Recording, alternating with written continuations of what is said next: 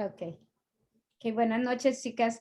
Vamos a empezar la paracha de hoy. Estamos en el libro de Números y la paracha de hoy es Naso, levanta. Desde Números 4, desde el 21 hasta Números 7, hasta el final de Números 7. Entonces, vamos a empezar en oración. Siempre empiezo con Tehilim 119, 33 al 40. Enséñame, oh Yahweh, el camino de tus estatutos y los retendré hasta el fin. Dame entendimiento y guardaré tu Torá, la cumpliré de todo corazón. Hazme andar en la senda de tus mandamientos, porque en esto me deleito. Inclina mi corazón a tus testimonios y no a la codicia. Aparta mis ojos para que no vea la falsedad y vivifícame en tus caminos.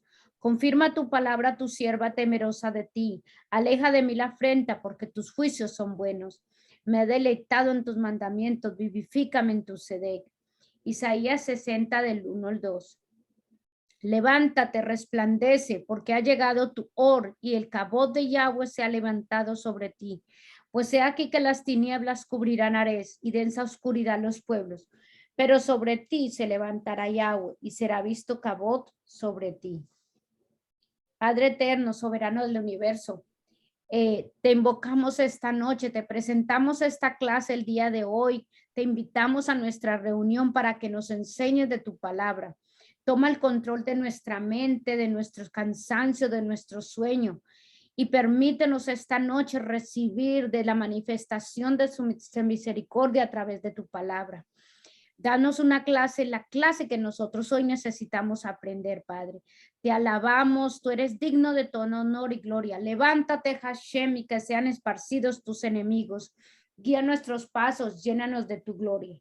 Amén, amén. Ok, como siempre yo empiezo, en las parachas hay muchos temas que nosotros podemos hablar, pero yo trato de enfocarme en 2 o 3 puntos bien específicos que nosotros podamos aprender algo. Hoy vamos a enfocarnos en números 5, que tiene que ver con el adulterio. Vamos a ver números 5 desde el 12. Lo voy a leer un momento de aquí de la Tanaj, ¿ok? Lo voy a leer de aquí.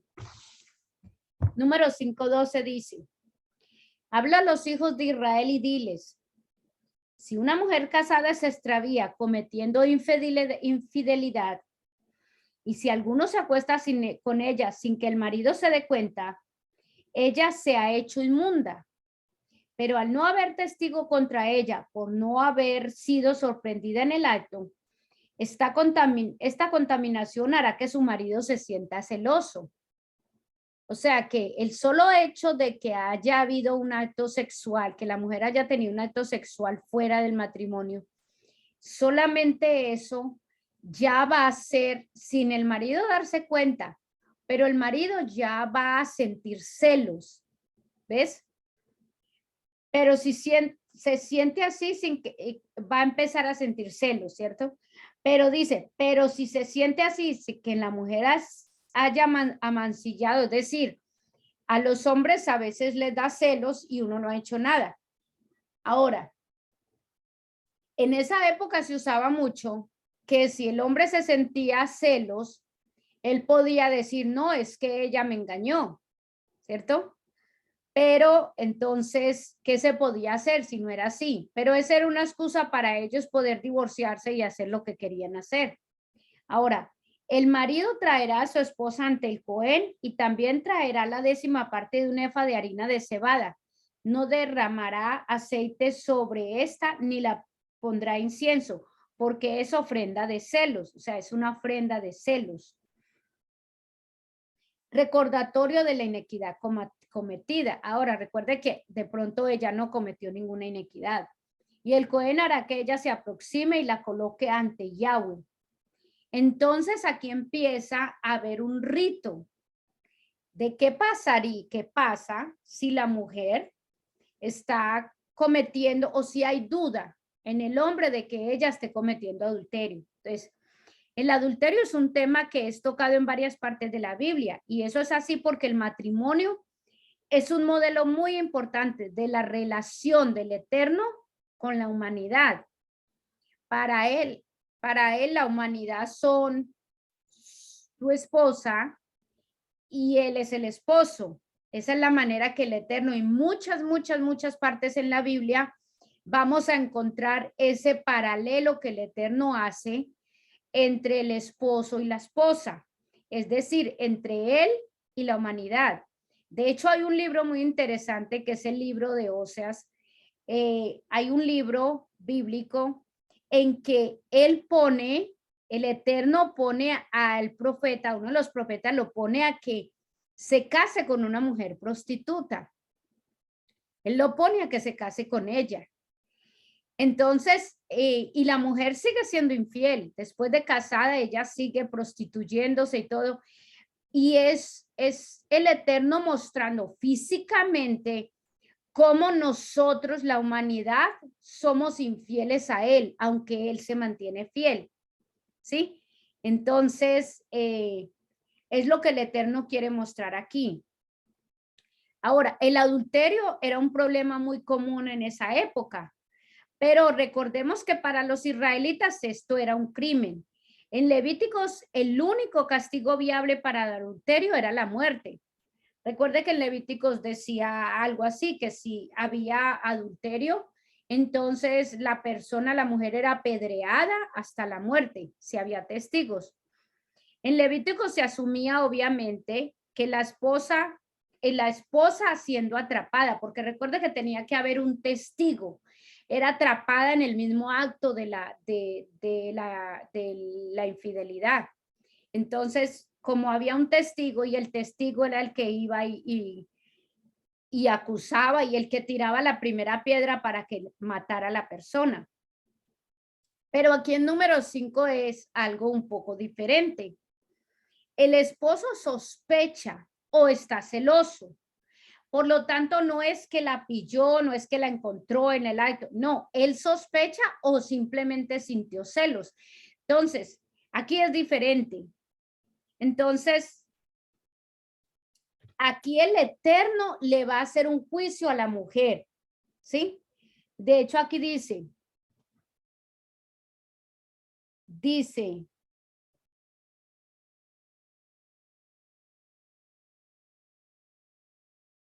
voy a ver aquí. Ahorita miramos qué es lo que pasa ahí. Pero es el Eterno el que la va a juzgar a ella. No es el pueblo. ¿Por qué? Porque hay duda, porque no se sabe, no hay una seguridad. Entonces vamos a mirar acá. Yo hice algunas PowerPoint presentation como para darnos alguna idea. Entonces, aquí en número 5.12 vamos a hablar del adulterio, ¿sí? Entonces, también vamos a mirar entonces el libro de Juan, que es una historia que yo les había leído antes a ustedes y le voy a volver a leer porque tiene que ver con algo que Yeshua hizo, ¿sí? Vamos a ver. Dice, Juan 8 dice así, te voy a leer el libro de Juan 8, dice, ya les había leído, pero lo vimos desde una perspectiva, ahora lo vamos a ver desde otra. Dice, pero Yeshua fue al monte de los olivos. Al amanecer apareció de nuevo en el patio del templo donde toda la gente se reunió a su alrededor y él se sentó a enseñarles. Los escribas y los purchim trajeron a una mujer a la que habían hallado cometiendo adulterio. Oiga, según eso aquí la hallaron cometiendo adulterio. Aquí.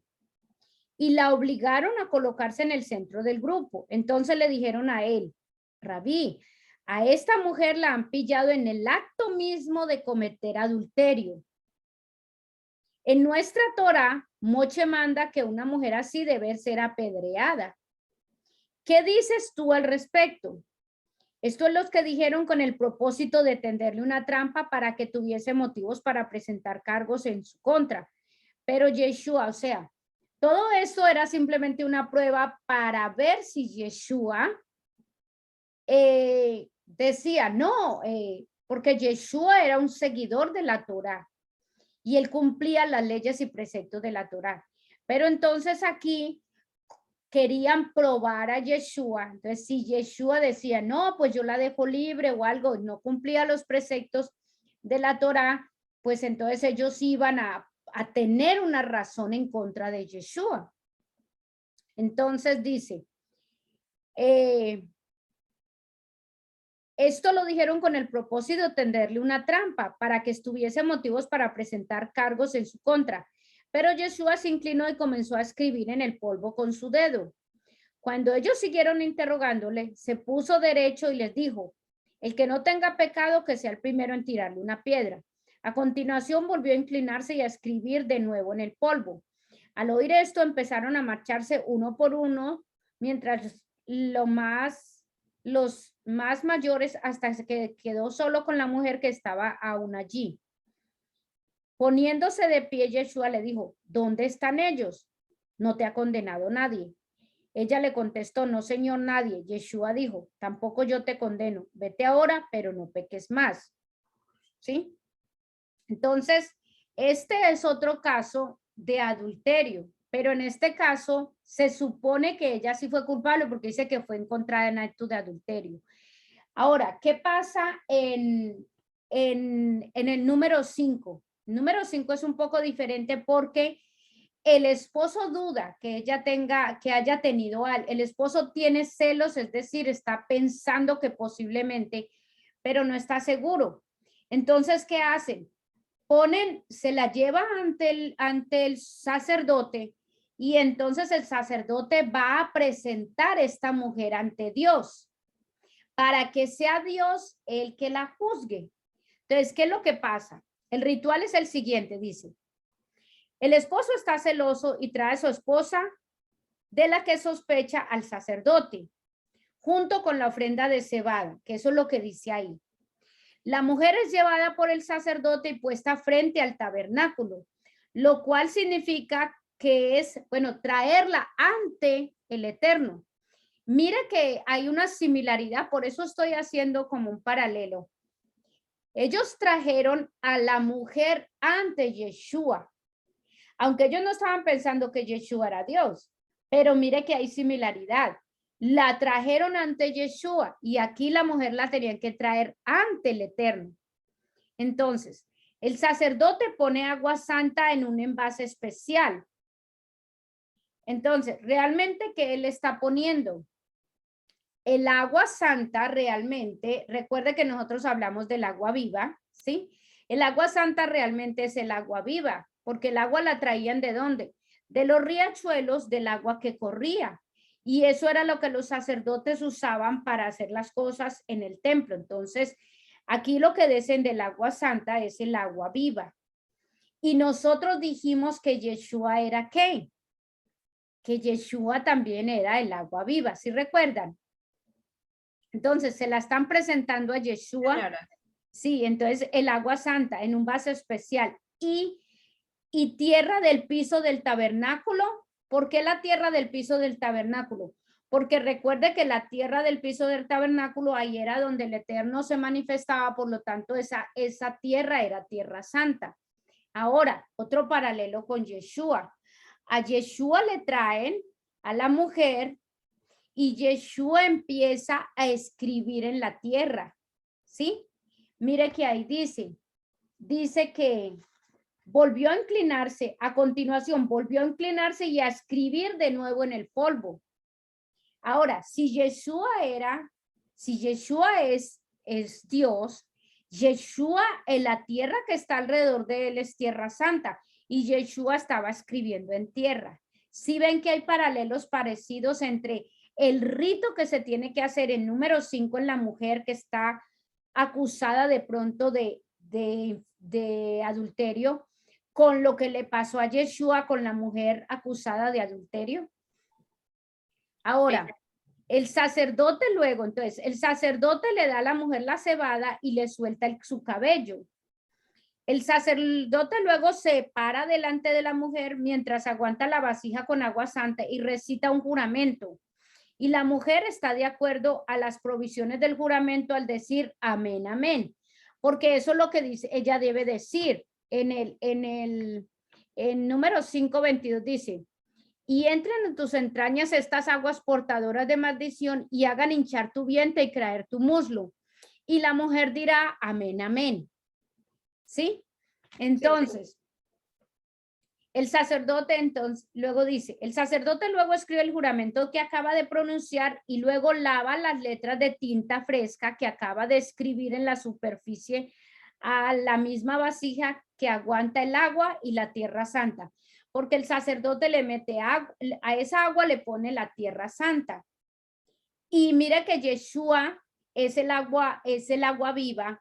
Él mueve la tierra y empieza a escribir en el piso. Mire lo interesante, él empieza a escribir. Ahora, la cebada que la mujer ha estado aguantando es tomada de la mujer por el sacerdote y se la es presentada a Jehová como una ofrenda de holocausto al altar. Ahora, la mujer toma la mezcla de agua santa con la tierra y la tinta. Y ciertas cosas le suceden a la mujer. Ahora, entonces, ¿qué cosas le suceden a la mujer? Vamos a ver en el versículo 27, dice, hecho lo cual sucederá que si ella está inmunda y ha cometido infidelidad contra su marido, las aguas portadores de maldición penetrarán en ella para hacerle amargas y se hinchará su vientre y se caerá su músculo y se convertirá a aquella mujer en maldición en medio de su pueblo. Oiga, la mujer se le hincha el vientre. Si ella realmente fue. Ahora, ¿quién hizo esto? Nadie, póngame cuidado, nadie toca esto. ¿Qué hay?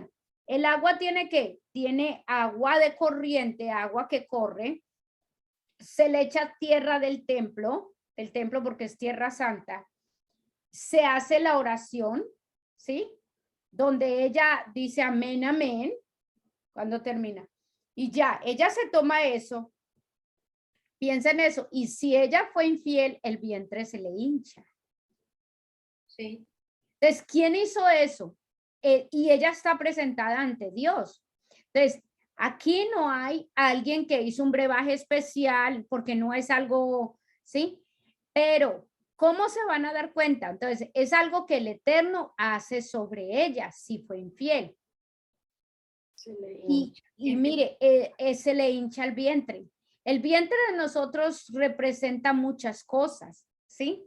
El vientre de nosotros tiene mucha representación y debemos cuidarnos de muchas cosas porque muchas cosas sexuales que las mujeres hacen o que hacemos, muchas cosas muchas veces se manifiestan a través de nuestro vientre. El Eterno usó el vientre, o sea, el Eterno, el vientre de la persona se hincha. ¿Y quién hizo eso? Fue el Eterno. ¿Ven eso? Sí. Entonces, eso es un paralelo. Ahora, vamos a volver a ver a Juan 8. Pues vamos a ver por qué para nosotros es importante realmente entender entender la Torá antes de que nosotros estudiemos seriamente el Nuevo Testamento. Porque todo lo que nosotros estamos viendo tiene que ver con el entendimiento de la Torá. Esto que acabo de mostrarles en Juan 8 no puede entenderse correctamente, no puede entenderse desde la perspectiva de que el Eterno la escribió porque Yeshua era judío. Entonces, si nosotros no lo vemos desde esa perspectiva, muchas cosas que nosotros estamos leyendo no lo vamos a entender. Ahora, voy a ver, dice así, nosotros vemos cada elemento de la ley en número 5, en la historia de Jesús. En la historia de Jesús y la mujer acusada de adulterio que encontramos en Juan 8. Tenemos que Yeshua es el agua viva. Un sacerdote y Dios presente, que nuevamente es Yeshua.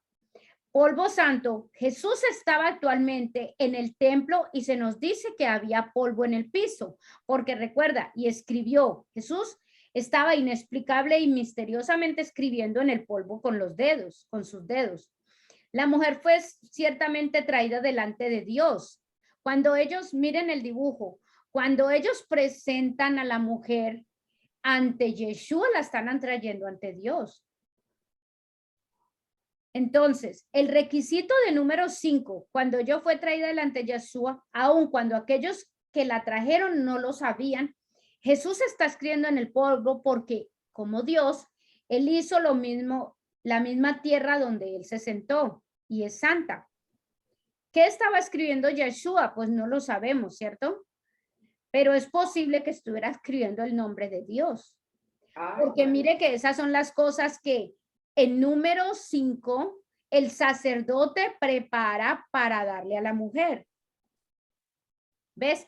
Entonces, aquí estamos viendo un paralelo entre Juan 8, y un paralelo entre el número 5. Sí. Yeshua fue sencillamente mostrando la Torá verdadera y original. ¿Sí? Eso es lo que Yeshua está haciendo en ese momento. Entonces, casi todo lo que sucedió con Yeshua en el Nuevo Testamento está completamente explicado por medio de la Torá. Nosotros necesitamos es estudiar la palabra completa y hacer las conexiones. Desde el momento que nosotros estamos estudiando la Torá, cuando recuerde que siempre hemos dicho, bueno, ¿por qué vamos a empezar y por qué vamos a leer todo eso? Porque es que estamos empezando la lectura de la palabra desde el principio. Para poder entender el Nuevo Testamento, nosotros tenemos que tener al menos un conocimiento básico desde la perspectiva hebrea de qué fue lo que el Eterno escribió. Y como hemos visto hasta ahora, las definiciones tienen que venir y entenderse desde el principio. Esto es lo que nos está preparando a nosotras y a ustedes para cuando ustedes vayan a leer el Nuevo Testamento, ustedes van a poder ver a Yeshua de acuerdo a la Torá, porque Yeshua, todo lo que él hace es de acuerdo a la Torá. Número 5 y Juan 8 es mayormente sobre el tema de adulterio, que es lo que acabamos de hablar. La ley de adulterio asume que un compañero en la relación es fiel, mientras que el otro no lo es. Escuchen eso.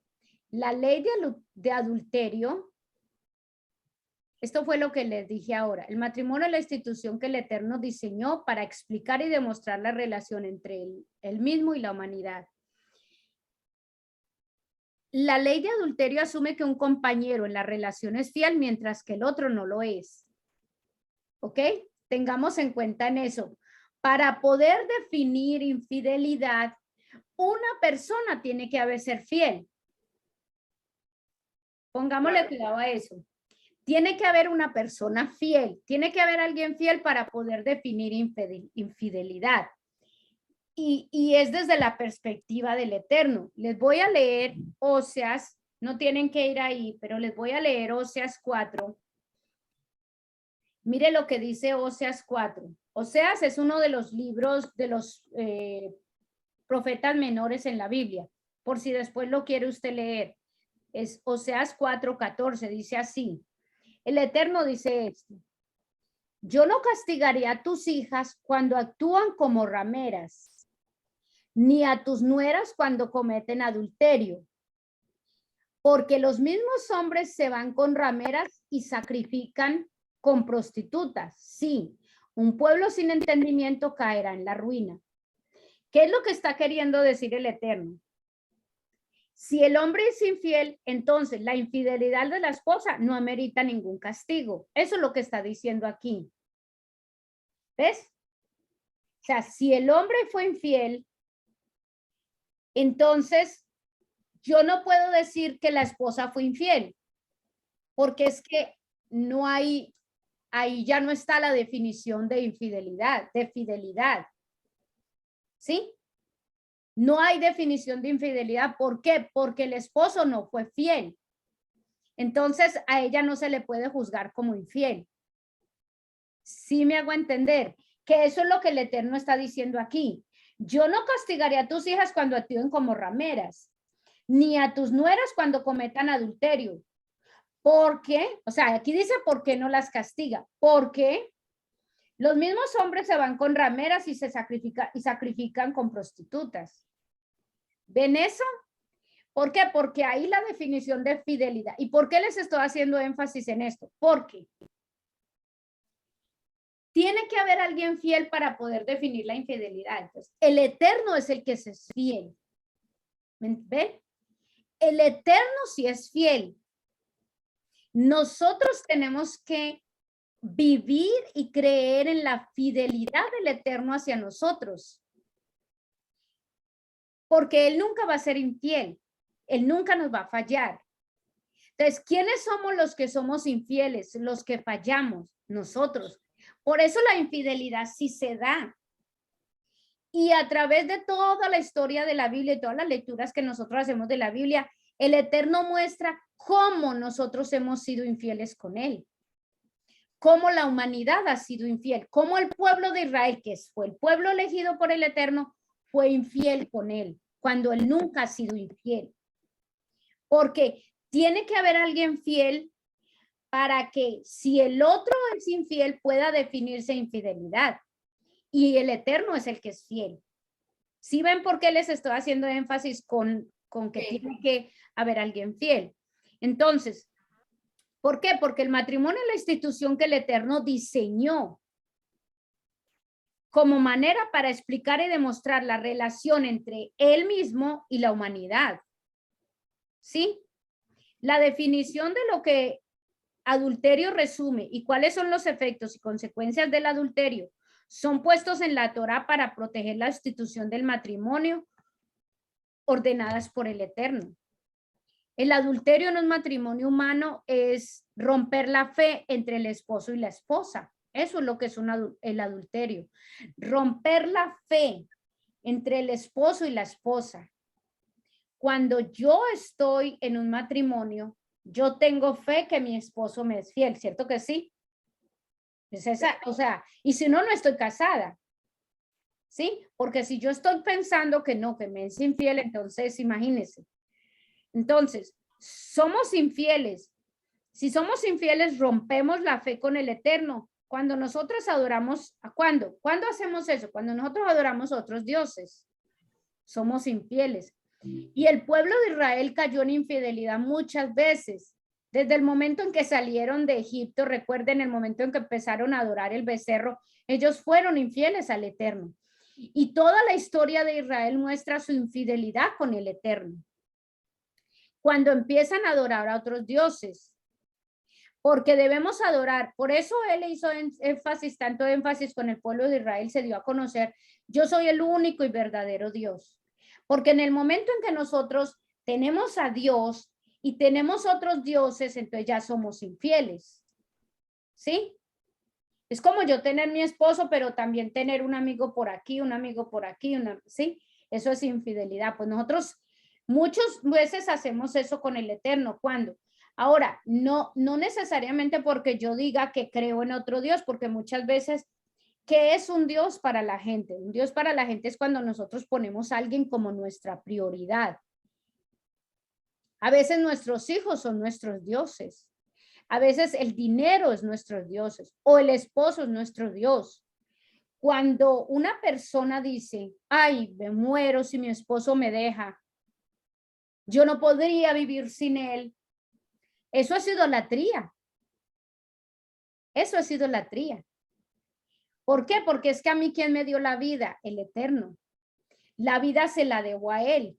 Obviamente voy a sufrir, voy a llorar, ¿cierto? Pero cuando se ponen en ese cuento de que me voy a morir si mi esposo me abandone, me voy a morir, todo eso, y a veces el Eterno permite que nosotros pasemos esas situaciones para que nosotros dejemos la idolatría. Por eso a veces nosotros soportamos, las mujeres soportamos cosas en un matrimonio que no debiéramos soportar, porque por la idolatría que le tenemos a los esposos. Eso es idolatría. ¿Por qué? Porque estamos haciendo, uy, esa es nuestra prioridad. Yo recuerdo que yo tuve una persona que yo estuve ayudando y ella, todo lo que el esposo le decía, así era, aunque contradijera la palabra. Era como que todo lo que él decía así era, y uno no se da cuenta. Uno no se da cuenta que uno está cayendo en ese tipo de idolatría. ¿Ves? Entonces, ¿por qué? El Eterno hace un paralelo entre lo que es el matrimonio, el esposo y la esposa. Nosotros somos sus esposas, ¿sí? La humanidad es su esposa. El Eterno nunca rompe su fe, o sea, Él nunca es infiel con nosotros, Él nunca cambia, Él siempre es justo, amoroso. Si el Eterno fuese infiel, esto invalida obviamente, como les dije ahora, el concepto entero de adulterio, porque el adulterio en el matrimonio solo tiene significado mientras una parte permanece fiel y la otra es infiel. Entonces, por eso, desde ese punto de vista, nosotros debemos ver al Eterno. Nunca, nunca, nunca, nunca Él va a ser infiel. Nunca. Entonces, ¿quiénes nos tenemos que cuidar de la infidelidad? El ser humano, nosotros. Ser humano. Nosotros somos los que tenemos que cuidarnos de la infidelidad. Por eso quise hacer énfasis en esta sección sobre el adulterio, porque de aquí en adelante ustedes van a ver mucho, mucho, mucho eso en muchos de los libros de la Biblia. Y la infidelidad también, o sea, pues como que lo estamos viendo en la parte física, pero en pensamiento, eso no es también, eso no es Eso es infidelidad. fidelidad. No necesariamente lo soy fiel físicamente, infiel, pero en pensamiento, no sé, algo así, o en sueños o en ideas.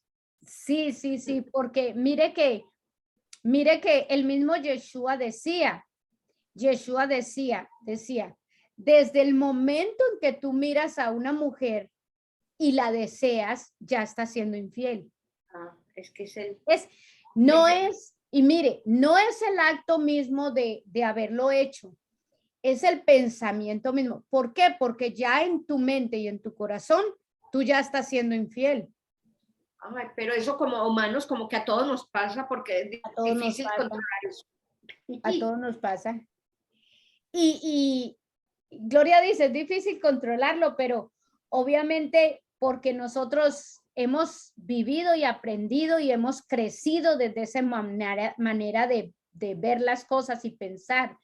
Y hoy en día el mundo está muy lleno de cosas sexuales por todos lados, todo promueve eso, ¿cierto? Pero a medida que nosotros, ¿qué es lo que nos va, como dice Gloria? Bueno, en la mente, pues en la mente es donde tenemos que trabajar. ¿Qué es lo que nos va a limpiar a nosotros? ¿Qué es lo que nos va a ayudar? Seguir estudiando la palabra, seguir purificando nuestra mente, nuestros pensamientos. ¿Y cómo lo vamos a purificar? A través del estudio de la palabra, a través de seguir buscando del Eterno. Eso nos va a ir corrigiendo, porque los que vamos y tenemos peligro de caer en infidelidad en muchas áreas con respecto al Eterno somos nosotros, no Él. Eso, un ejemplo, que, por ejemplo, como cuando yo, por ejemplo, a mí antes de conocer al Eterno, yo veía en publicidad o algo así, digo sándwich, hamburguesa y todo eso me sabía como tan bueno, yo lo veía, o sea, físicamente yo, wow, qué rico, qué bueno comer sándwich, lo que veía ahí, o chocolatinas dulces. Y ahora veo eso por ahí pegado y yo, uy, no, me da como fastidio y yo, uy, no, no me pasa. Entonces supongo que así es como cuando uno ve un hombre, antes yo veía hombres, ¿para qué? Eso sí, aquí entre nos, y yo, wow, yo miraba los cuerpazos y esos ojos que yo no sé qué, sobre todo en España, los españoles, yo, wow. Y eso hacía yo mucho, yo, no sé hasta dónde se me va el pensamiento, pero por lo menos sí lo pensaba yo, wow, qué guapo. Y ahora conozco el Eterno y ya como que no me llama la atención de estar mirando y como de pensar, uy, qué guapo, uy, miran ese cuerpo. No, antes me da como repudio ver a los hombres tan acuerpados. A mí no me gustan. Y antes me fascinaba, yo, wow, qué cuerpazo. Y ahora yo, ay, pero son tan vanidosos mirándose. Cosas así, ¿no? Porque a mí me pasa lo contrario. ¿Ah?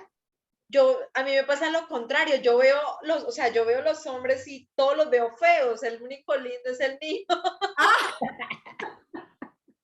Eso es bonito. Bueno, Qué bueno.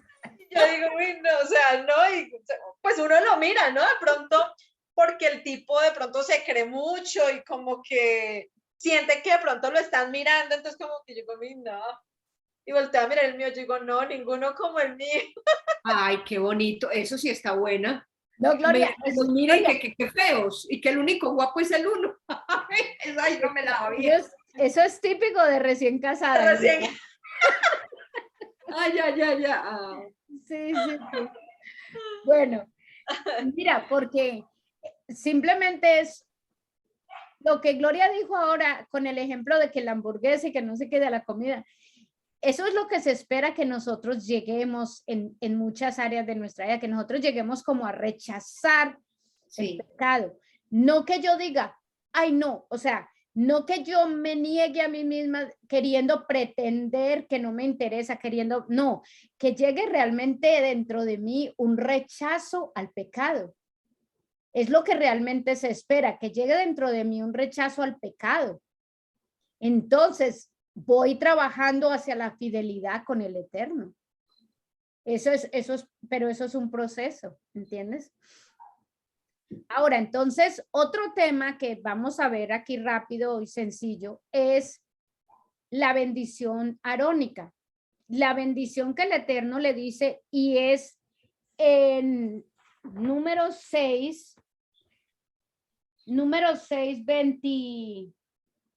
22 dice, y le dijo Yahweh a Moshe, habla a Aarón y a sus hijos y diles, así bendecirán a los hijos de Israel y les dirán, te bendiga Yahweh. Entonces, que Yahweh te bendiga y te proteja, que Yahweh haga brillar su rostro frente a ti y te otorgue su gracia, que Yahweh te mire con amor y te conceda la paz.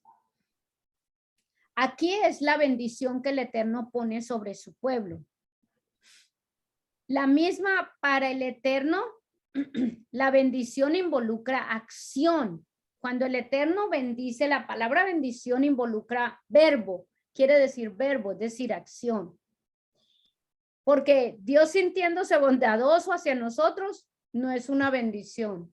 Como que diga, ay, yo los quiero, sí, yo los cuido, sí, yo los amo mucho, pero no muestre, no haga una acción, pues no hay una manifestación. Es lo mismo que decía Santiago, decía que la fe, recuerda cuando leíamos Santiago, la fe sin obras es muerta.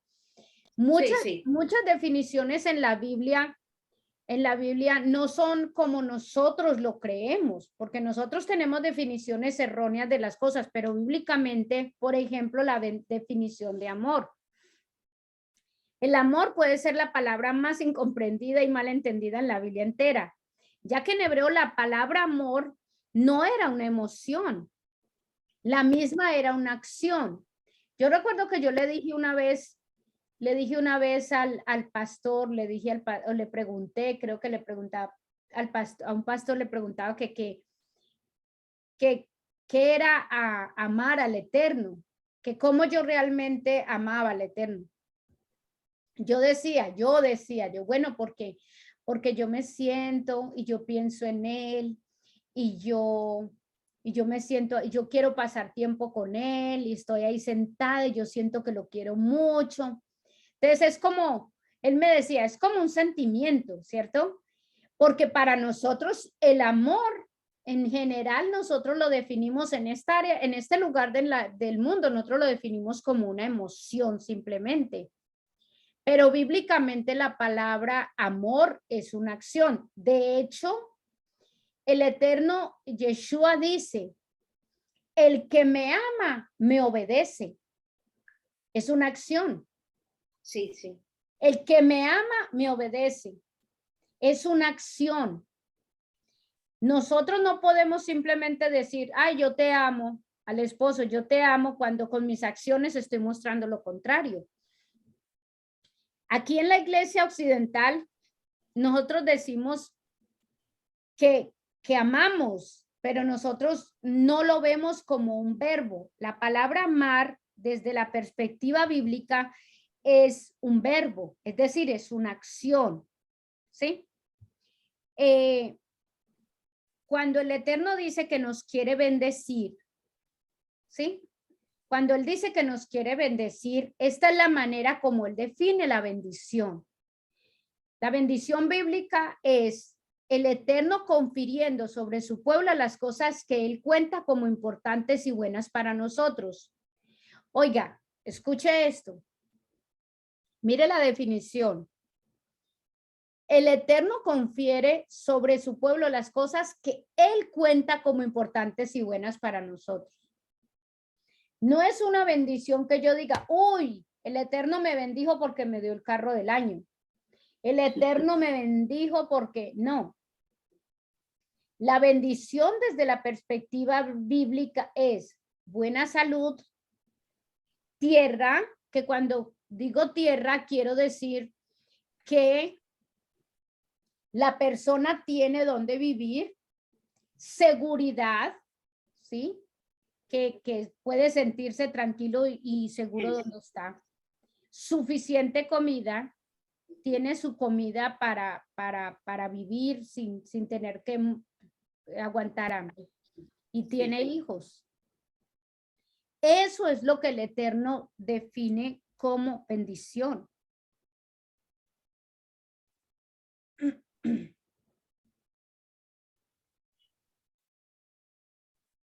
¿Sí? Nosotros somos bendecidos. Entonces, nosotros somos bendecidos. De bendecidas. Uy, sí.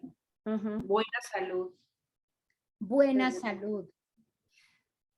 Ahora, ahorita que yo estaba en Colombia, una familiar me dijo, que ella es creyente, me dijo, no, pues que está muy enferma, que tiene enfermedad y no sé qué, y que enfermedad y no sé qué, y que enfermedad y no sé qué. Dijo, pero no, pero el Eterno, Dios me sanó de esto. Yo estoy muy agradecida porque Dios me sanó de esto. Pero yo le decía a ella, pero porque no, era como que ella estaba contenta porque el Eterno la sanó de una cosa, pero ya se enferma de un poco de cosas y el Eterno la sana de otra y luego que de otra. Yo dije, bueno, algo está mal. Y yo le dije eso. Bueno, yo le dije, usted tiene que mirar qué es lo que está pasando, porque no tiene sentido, póngame cuidado, no tiene sentido de que una persona creyente se la pase enferma y enferma y enferma y enferma. Mire, la bendición es buena salud, ¿cierto? Entonces, puede sí que yo pase por una situación de salud o tal cosa porque nos pasa, pero que yo viva en esa condición, entonces no estoy siendo bendecida. O algo que yo pienso, bueno, algo que yo estoy haciendo está bloqueando las bendiciones. Yo no estoy haciendo algo correcto. Porque las bendiciones del Eterno, nosotros que somos creyentes, las bendiciones del Eterno, entre ellas está la buena salud. ¿Sí? Todos hemos pasado por una situación de salud determinada, pero pasamos por ahí, seguimos con buena salud, ¿cierto? Y hay enfermedades que vienen para muerte. Bueno, la gente se muere, pero no se la pasa, eso de pasarse años y años y años enfermo con una condición, algo entonces está pasando en mí que no está trayendo la bendición que el Eterno quiere para mí. Y muchas veces somos nosotros los que estamos bloqueando esa bendición por nuestra manera de hablar, por nuestra manera de comer, porque sabemos que la manera de nosotros comer puede afectar nuestra salud. ¿Ves? Tierra, es importante nosotros. El Eterno quiere que nosotros tengamos un lugar donde vivir, un lugar bonito, un lugar limpio, un lugar tranquilo. La seguridad, suficiente comida y que hayan hijos. Eso forma parte de la bendición del Eterno. Que entonces la bendición arónica por eso es tan bonita y tan importante, porque el pueblo de Israel la recita con mucha frecuencia. En Shabbat uno la recita mucho con la familia, se le recita al esposo, nosotros la recitamos a nuestro esposo. De hecho, en el internet está la oración de la mujer, hebrea hacia su esposo, y ahí está la bendición. Esa bendición forma parte de la oración,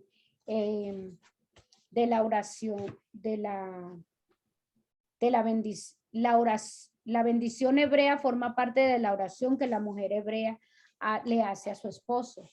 Entonces es bien bonito tener en cuenta eso, ¿ok? Bueno, entonces aquí terminamos la clase.